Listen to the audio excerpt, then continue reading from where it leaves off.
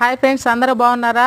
చూడండి, దొండ చెట్టుకి అల్లుడైతే పెడుతున్నాను. పనికిరాని డ్రిప్ పైపులు తెచ్చి అవి చెట్టుకి అలా ఇలా 4 లైన్స్ తీసి ఆ 4 లైన్స్లో మళ్ళీ అడ్డంగా లాగి పట్టయితే పెడుతున్నాను.